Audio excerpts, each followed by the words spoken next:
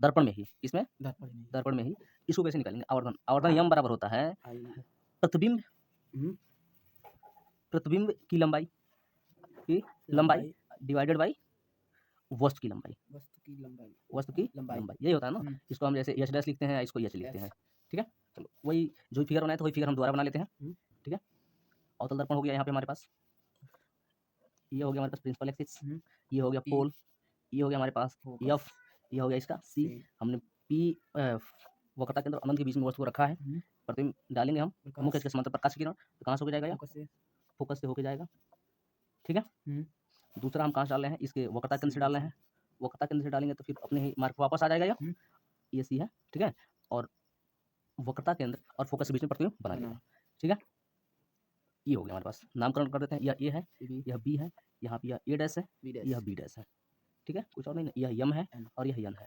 इसमें क्या करना है ना, हमको प्रतिबिंब को लेके चलना है, प्रतिबिंब और वस्तु को। तो हम इसमें ये जो है ना पोल है, पोल से एक इमेजिनरी लाइन खींच देते हैं, ठीक है, मतलब मिला देते हैं इसको। ठीक ऐसे इसमें भी मिला देते हैं। तो हमको दो ट्रायंगल दिख रहा है यहाँ। एक ट्रायंगल दिख रहा है ए बी पी, और दूसरा हमको ट्रायंगल दिख रहा है A B P, A dash B dash P. अब दोनों में जो एंगल बी है इसमें और इसमें एंगल बी डैश है, वो कितना है? 90 डिग्री है। और एंगल ए पी बी बराबर है एंगल ए डैश पी और बी डैश के। बी डैश ज़्यादा ऊपर बना दिया, यहाँ पर, ठीक है। यानी कि दोनों त्रिभुज आपस में क्या है? समरूप है। यानी कि ट्रायंगल ए बी पी समांसम है triangle A dash B dash P के, ठीक है। दोनों समरूप है, समरूप है तो फिर समरूपता वाला अपना लगा देते हैं। जो नियम होता है क्या हो जाएगा? A B upon A dash B dash equal to A B, यहाँ से बी पी लेते हैं अब, B P upon B dash P, ठीक है। चूंकि इसको समीकरण नंबर 1 बना लो। जो फार्मूला होता है आवर्धन का, यम बराबर फार्मूला होता है प्रतिबिंब की लंबाई अपान वस्तु की लंबाई। प्रतिबिंब की लंबाई कौन है? यही तो है ए डैश बी डैश, यानी कि ए डैश बी डैश अपान वस्तु की लंबाई ए बी है, A B.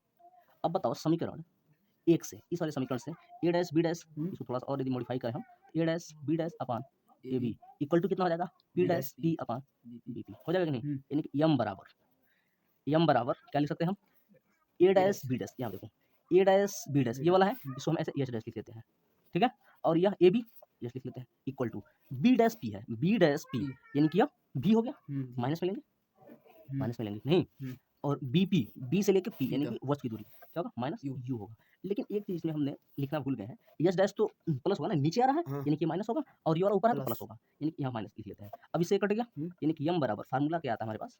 Minus H dash upon H बराबर, इसी को यदि हमको माइनस इधर लाना है तो हम इसको ऐसे लिख सकते हैं, एच डैश अपान एच बराबर माइनस भी अपान यू, और ये क्या है? यम। यानी कि आवर्धन का ये फाइनल फार्मूला जो तुम्हारी किताब में दिया होगा ये वाला हो गया।